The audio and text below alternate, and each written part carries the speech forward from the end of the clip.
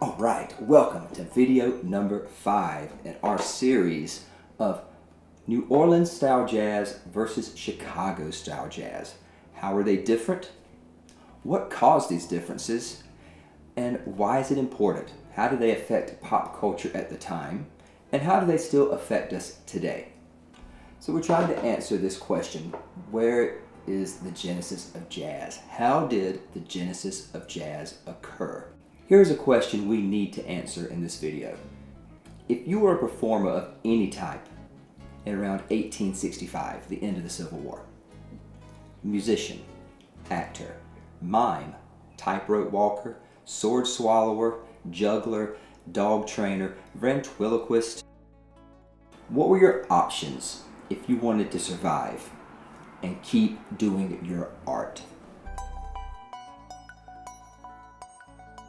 Let's ask a really obvious question.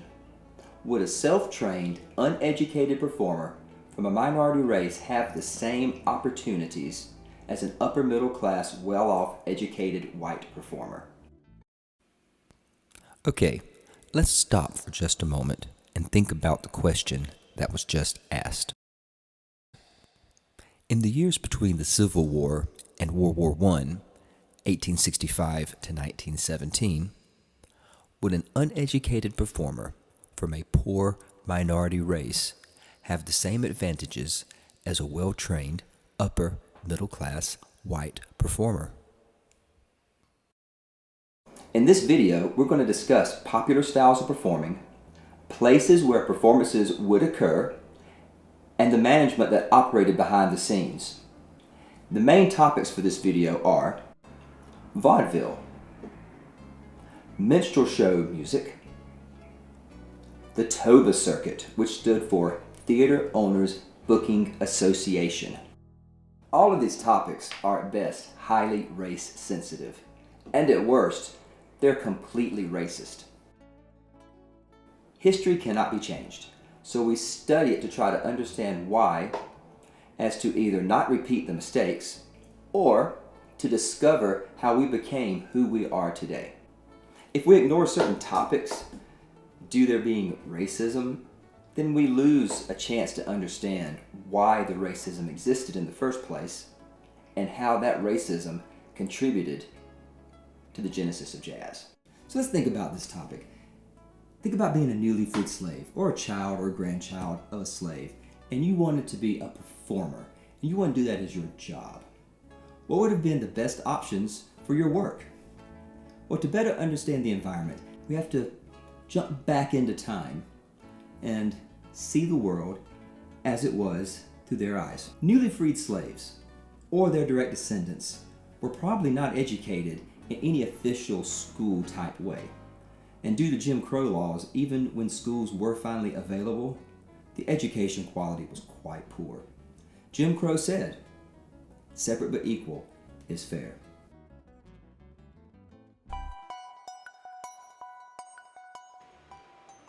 Alright, welcome to Vaudeville. Sounds like it's a place on a map, doesn't it? Well, Vaudeville is not a town.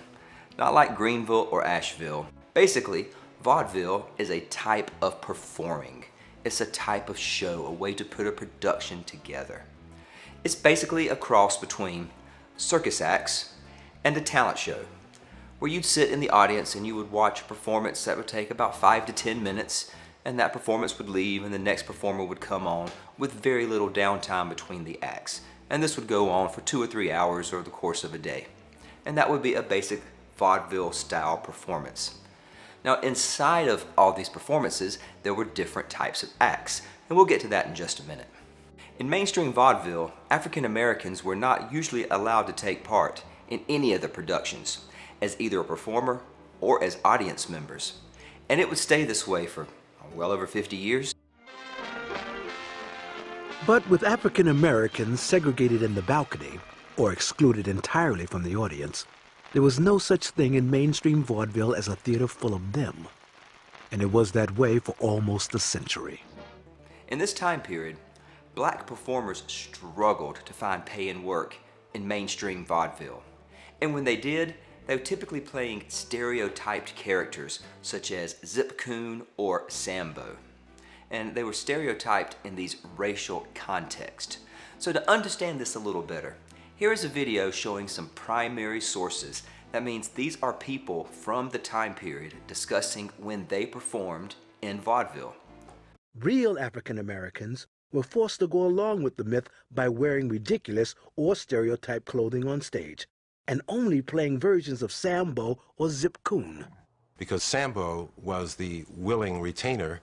He was that slave who would sing songs like Carry Me Back to Old Virginia. On the other hand, Zip Coon then becomes an aggressive black man who's still ignorant, but is pretentious. Black performers almost always had to be in a racial context. I don't know why I feel this way. Eunice Wilson sings a fine number that has nothing to do with fruits and vegetables. So why does she have to do it in front of giant watermelons? Now I can go on I must have you.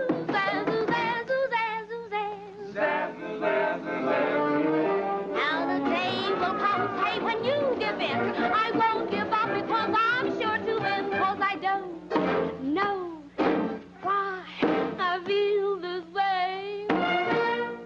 I remember once I had added a wonderful song called Shoe Shine Boy to my repertoire. And it was a perfect song for a kid of 12, 13 to sing. And I sang this song. I had an arrangement of it with an orchestra and so forth. And I was booked into the Oriental Theater in Chicago. And there was a wonderful theater with a wonderful line of chorus girls and a great choreographer and producer and so forth.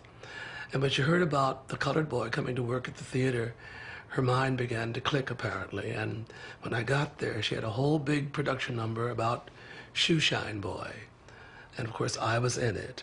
And I had to give up my nice arrangement and then perform in her production, which included running up and down the chorus girls in front of them with a shoe shine cloth and shining their shoes. And my nice white tail suit had been tossed aside, and I was wearing some kind of stylized version of tatters and rags. That was my final week in vaudeville. Now I remember as a kid, you know, hold on there now. Now Sapphire done told me that you owes me a nickel. And I used to go like, why do you talk like, to my mother, why do you talk like that? Vaudeville is not a place on a map. Any town with a venue large enough, a stage, and an audience, they could have their own vaudeville because vaudeville was a style of performing. And they began to pop up around 1860. And like I said before, they featured unrelated acts, and they were made up of comedy routines, dances, puppet shows, magic routines, Las Vegas style dancing. So vaudeville, where did it come from? How did it evolve? Well, that's a complicated question. It has many different answers. Well, let's start with the word vaudeville. It is a French word, this style of performing. But let's think about maybe how this evolved is, say we were a performer right around this end of the Civil War. Let's pretend we're maybe in Las Vegas and I am a musician and I'm on the street corner performing. And I want you to give me some money because that's how I'm making my living, sitting on the street and performing. And if there's somebody across the road from me and they have maybe a juggling act and we're competing for the same money. We're competing for people to give us tips. Well, it would make sense if we maybe work together and then do the show, sell tickets to the show, get other people to perform with us, and this is kind of how I see vaudeville evolving. A few small, unrelated acts found themselves together, and they were fighting for the same audience in their small towns. So these acts decided to work together instead of competing. This caused large groups of audiences to gather, and in turn, they would sell tickets. The acts became mobile because the trains were becoming ubiquitous at this time, and this allowed them to take their show to every town. So now instead of just being stuck in, say, New Orleans, they could travel from New Orleans to Atlanta, to Charleston, to Athens, and start doing the same show for multiple audiences. So how did vaudeville help in the evolution of jazz? Well, in my opinion, it definitely provided a stage and an audience and some steady pay for musicians and for other performers as well. It provided reason and place for performers to master their craft. If you have to perform every night, then you're getting really good at whatever your art is, whether you're a dancer or a musician. So you get really tight and you become better over time. The better you become, the more you're worth, the more money you can make for your act. The music of vaudeville was also able to be spread across the country so that everybody who saw the same vaudeville performance, whether you were in Boston or Los Angeles, heard the same songs, heard the same jokes. This would not happen again until the movies. Two African Americans who were able to perform and be successful in mainstream vaudeville were Eddie Blake and Bert Williams. In the case of Eddie Blake, he was able to overcome the stereotypes of performing in a Sambo or zip-tune type character by becoming a virtuoso on the piano. A virtuoso is someone who shows almost an unnatural skills and playing abilities on a musical instrument. Just watch this clip of both Eddie Blake playing piano and Bert Williams, who is playing a stereotypical Sambo character. But Bert's excellent acting abilities creates a version of the Sambo character that comes across as more human. His version that does more than just use simple show business-based comedy gags for laughs, but instead he tries to let the audience know that Sambo, the character, represents the way many people who don't know better view black culture. So Bert's version of Sambo is relatable because we see a human side to Sambo, a human side that we all have no matter our color, race, or gender.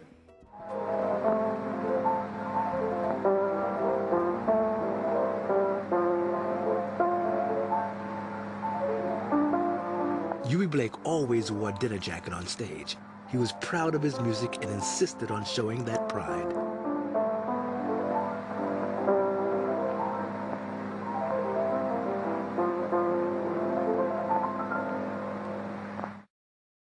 Of all the vaudeville performers who overcame huge obstacles to achieve success and dignity, the first, the greatest, was Bert Williams. He started out a minstrel in 1893 and by 1910 was the most respected comedian on the American stage. Bert Williams' Sambo character, although he himself said it was the same shuffling nigger that was being portrayed by other people, was done with such subtlety that he came across as a human being.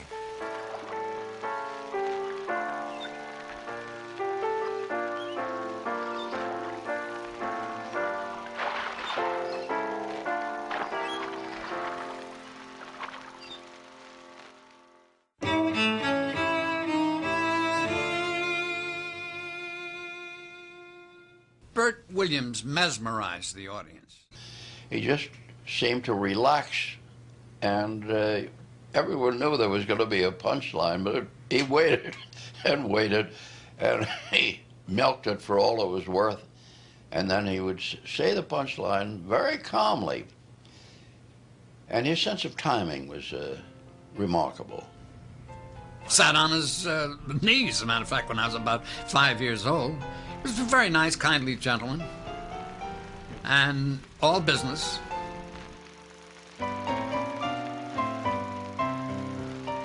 In the 1916 film, The Natural Born Gambler, Bert Williams recreated one of his most famous sketches, a mime poker game performed alone.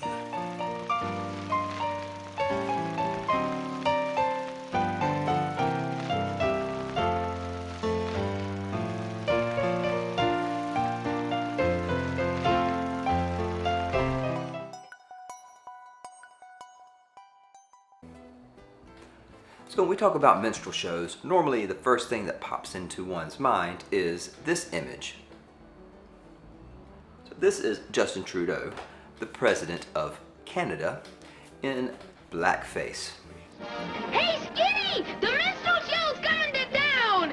Beginning in the 1840s, the Minstrel Show was America's first entertainment craze. It started with northern white performers who observed blacks or Negroes or slaves at that point, really entertaining themselves. Say, I have an idea. Yes.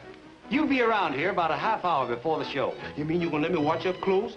Jim Crow, you'll practically be right on the stage. Woo! Wheel about and turn about, Wheel about and turn about and do just so. Every time I wheel about, I jump Jim Crow. Give me back my clothes, please. What they did was to imitate some of the actions they saw, some of the songs that they saw these slaves singing, and to put on grease paint or blackface. Blacks had little power to protest their characterizations, although many tried. Whites could parody them, but they could parody no one but themselves.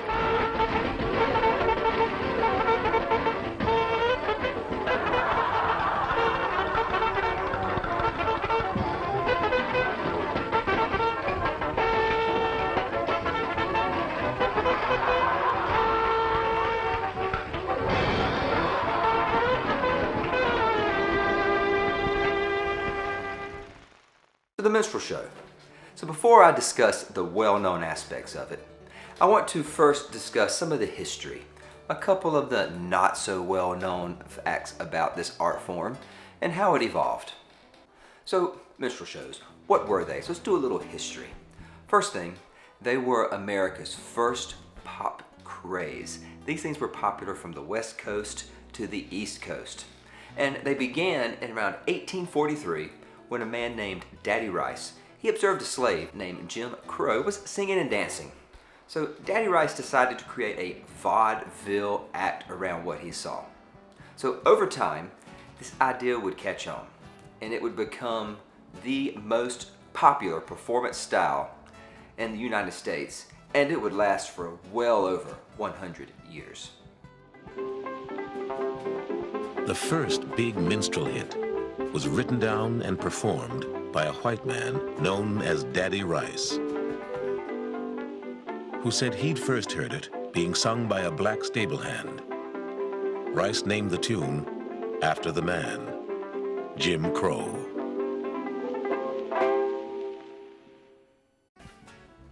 So typically in a minstrel show, the performers played characters who were just racial stereotypes of black culture. They would put on black face paint, and typically this left their lips white. And in later years, they would use white makeup to put on their lips to have the contrast of the black face and the white lips. New Orleans theaters also featured minstrel music,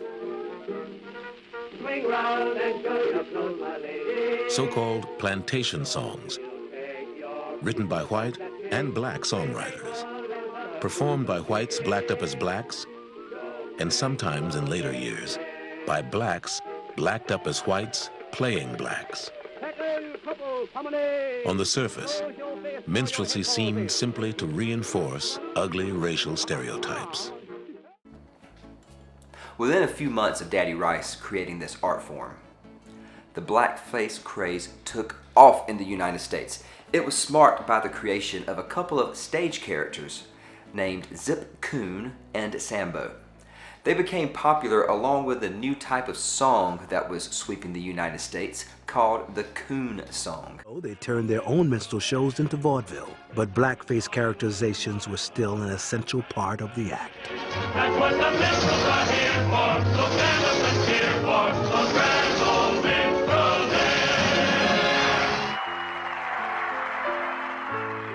At the same time, African Americans were being lynched by the hundreds and shunned by mainstream society. They were the subjects of the most popular music of the time, so-called coon songs, that, like minstrel shows, depicted black life as free, careless, and non-threatening to anyone. So these minstrel troupes were popular, and like I said earlier, they were popular from the West Coast all the way to the East Coast of the United States.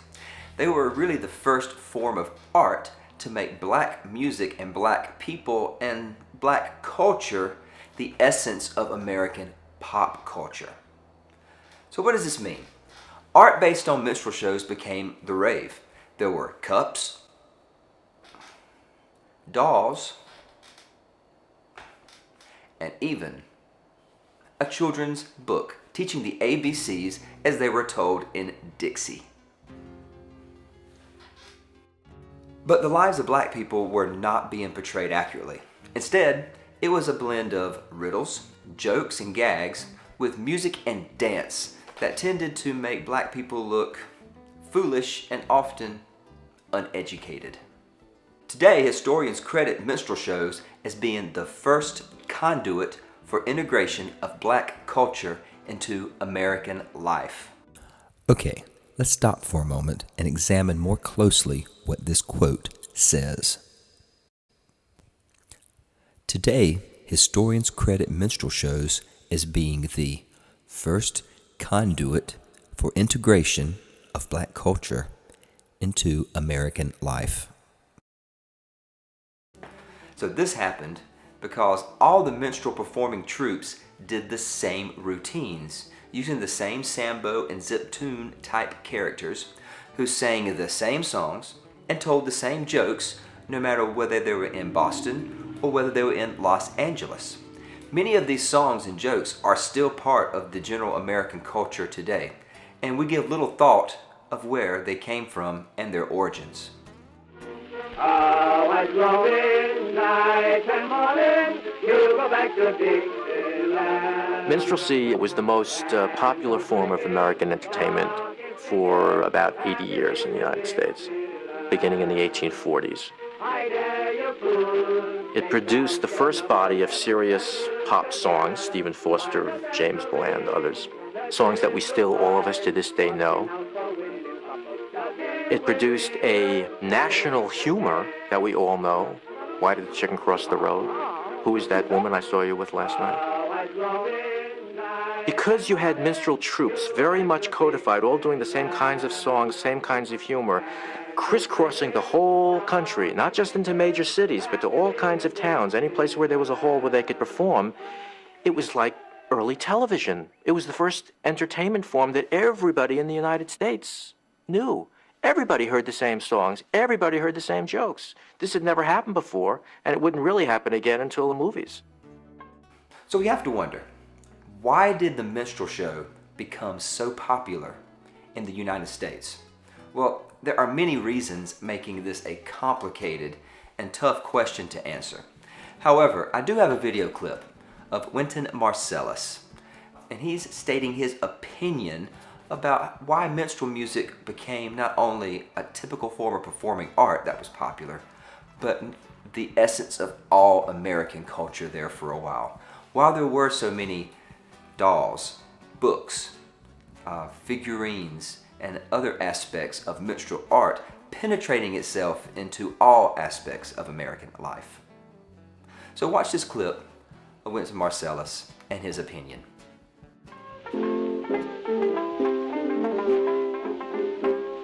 Despite its overt racism, the Minstrel Show was a blend of lively music, knockabout comedy, and sophisticated elegance. A bizarre and complicated ritual in which blacks and whites alike would interpret and misinterpret each other for decades. I think that there's something that was so resilient in the black people, and that everyone in America could recognize that resilience. And even though it was masquerading, farce and comedy and dance and a form of music, and it seemed like it was uncomplimentary, actually, there was something centrally American about it. And that was the beginning of a long relationship between blacks and whites, and black entertainment and white appropriation of it, and this strange dance that we've been doing with each other since really the beginning of our relationship in America. It's too close, it's too deep a story.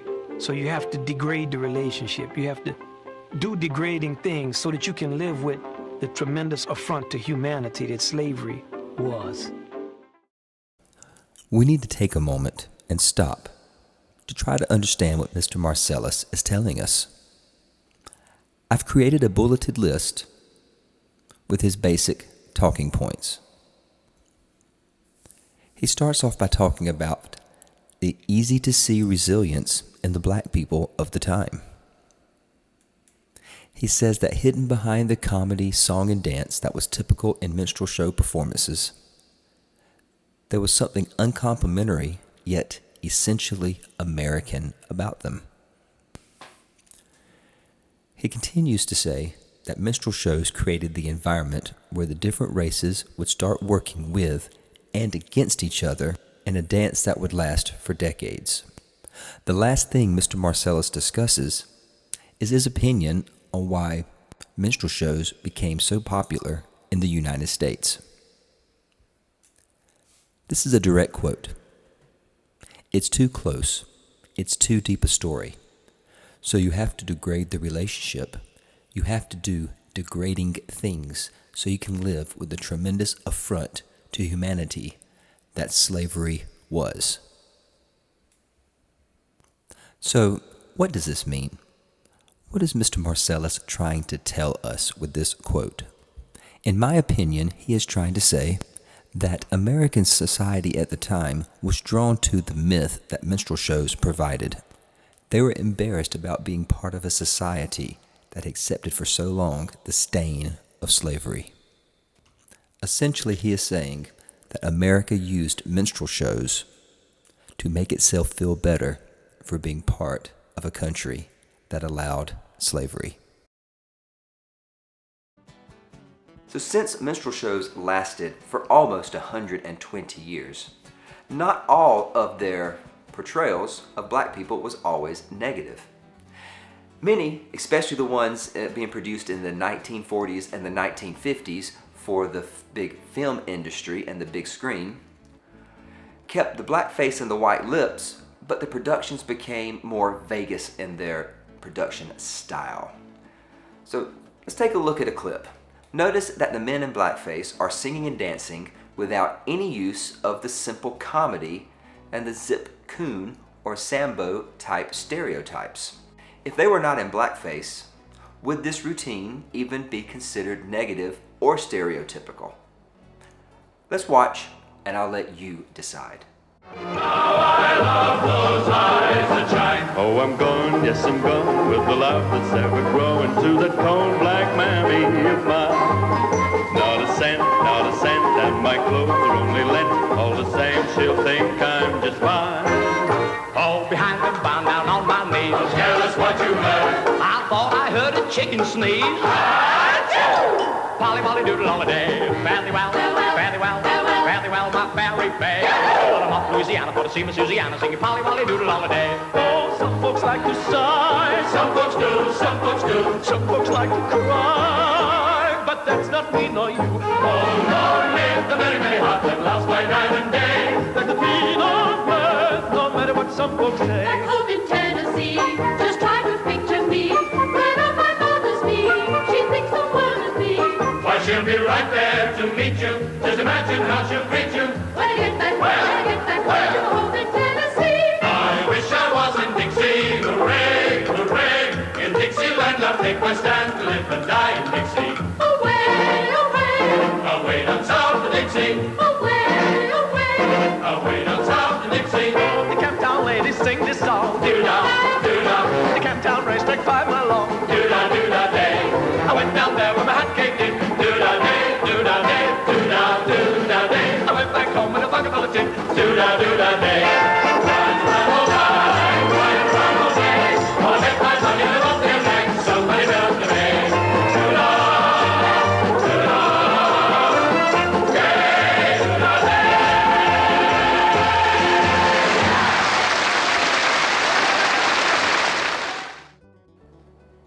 So in this video, we're supposed to think about what it was like right after the Civil War, up until about the end of World War I. Think about what it was like for the black performer or performers of other minorities trying to make it in mainstream America. So if you were a black performer during the century minstrel shows were popular, would you perform in blackface? Well, it happened, and it happened quite often. So let's take a moment to understand some of the reasons blacks began to do blackface. Well, first of all, obviously it's going to be a more authentic representation of the culture behind the characters, but they still performed the same old stereotype routines, the same songs and dances, because basically it sold tickets. And to make it as a performer, you have to make money. And the way they did it was ticket sales. But more about that later. The white performers who did minstrelsy did not really do black comedy at all. I mean, the jokes had nothing to do with blacks whatsoever. They were basically gags that were taken, and they were of show business origin. They were riddles and gags taken from the northern stage. When blacks came in, you had the emergence of an authentic form of black entertainment, although they still veiled it with the stereotypes that had been set up by the white performers. So let's use our imagination. Imagine going to a theater to see a live show, but this is before the invention of the electric light bulb. What would it be like? Imagine sitting in the balcony, say the 5th row, and there's nothing but candles lighting the stage. What would that be like? How hard would it be to see the faces of the characters, or to see who was speaking to whom? So here is a clip of a man named Leonard Reed, and he's discussing various aspects of what it was like performing in blackface in both mainstream vaudeville and on a different circuit of vaudeville known as the TOBA circuit. Notice what he says. He says, it's an act. Blackface and white lips, it helped the audience to see the face and lips move around. And when the face and lips moved around, the audience would laugh. And that's what show business is all about, getting a laugh. I'll quote him as he says, show business is show business. The definition for acting is to do. All of this is an act. Leonard Reed is an African-American who played in both all-white and all-black vaudeville. I told you why they put on cork. Not to be black, but to get the expressions from the face. When you put on cork and white lips, you can move your lips around and everybody can see them moving around, and that's a laugh. And I think anything that you can do to get a laugh should be in show business. Show business is show business. And I think that burnt cork for a lot of those vaudevillians was a mask so that when they came off stage, they could disappear into the crowd and nobody would know who they were. Almost all the black comedians before 1950 wore blackface, even for black audiences. In the beginning, they had to. So to bring the point home about black performers performing in blackface, let's meet one. Let's meet Pigmeat Markham. Pigmeat Markham is one of the last African-American actors to remove the mask, to take off the black face. He performed until the 1900s, and you can see him in many early movies. So here is a clip of people who knew Pigmeat, who performed with Pigmeat, discussing his routine and how he felt about performing in blackface, even though he was a black man. Yeah, let me tell you about that bull of my father. You see, right, But some wanted to, like the great comedian Dewey Pigmeat Markham. 5 o'clock. And that bull is so fast and so smart, every afternoon about 5 o'clock, he goes way up to the 40, that pasture, and race that train 5.5 miles. Oh, yeah? Would you believe it? That bull beat that train by 1/2 mile. No. Mm-hmm. Some bull. I know it's some bull. And when Pigmeat took off his cork, he lost the edge that he had in laughter. I said, Pigmeat, what's happening? I said, the bit isn't going. He said, I don't know, I can't express myself anymore. He said, they made me take off the cork, and the cork was not to prove that I was black. They knew I was black. He said, but Negro, that's what he said, but I just lost the edge. I can't feel like I felt when I had the cork on. And he was broken-hearted till the end. Pigmeat was broken-hearted till the end that he had to take off cork. Pigmeat Markham was one of the last American performers to take off the mask. His fans were surprised to discover that his face was darker than his makeup. He had been lightening up, not blacking up, for 40 years. So minstrel shows. How did the minstrel show contribute to the genesis of jazz? Well, in my opinion, they provided a list of commonly known popular songs. Many of these songs are still well known today. However, much of the negative stereotypes have been removed by this point. These minstrel songs were commonly used by the first jazz musicians to experiment with this new jazzy sound they were creating. These songs became the first to have the 4 basic elements of jazz that we discussed and learned in video 2.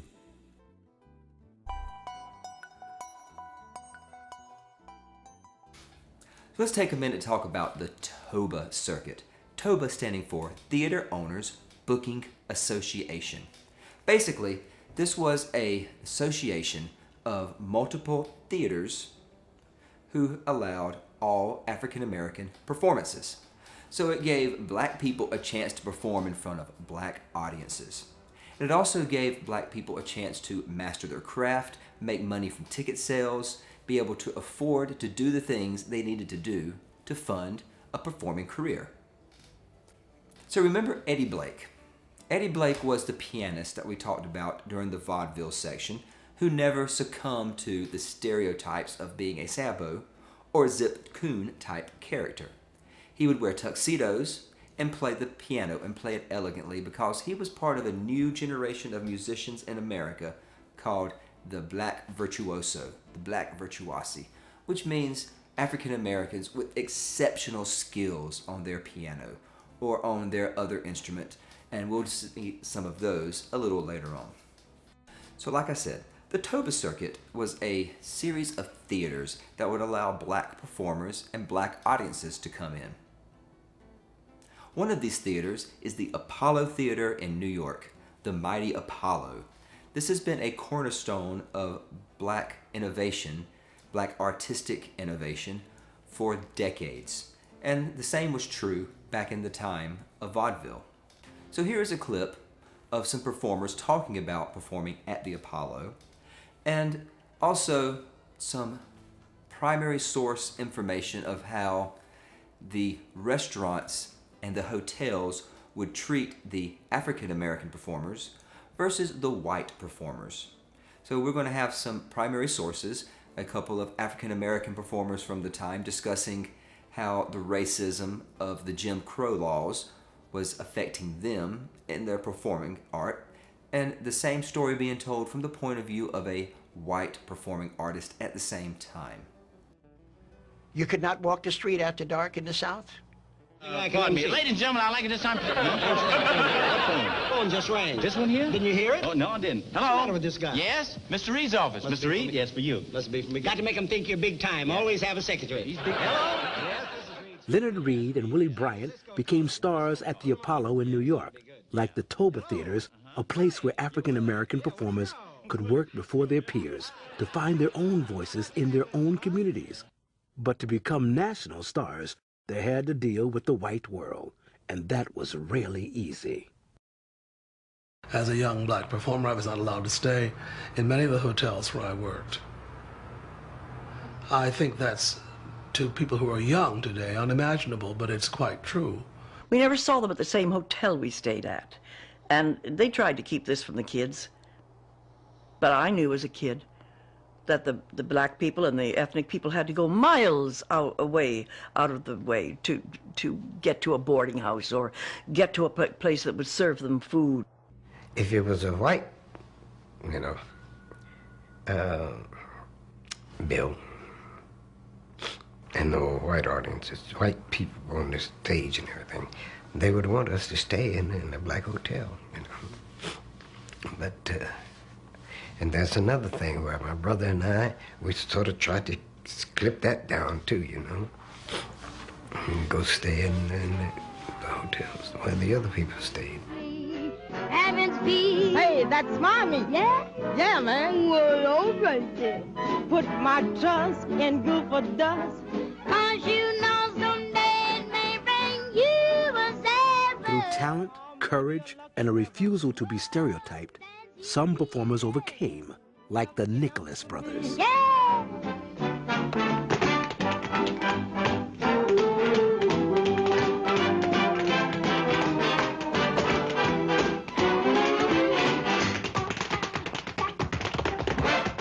Naturally, we're going to say no if they ask us to blackface and put on tramp thing. And no, they never did ask us that. I mean, in all the years that we've been in show business, I think they thought we'd be out of character to do that because they always see us in the tuxedos and the tails with class and grace and all that. Maybe that's why we never got too many parts in movies, you know.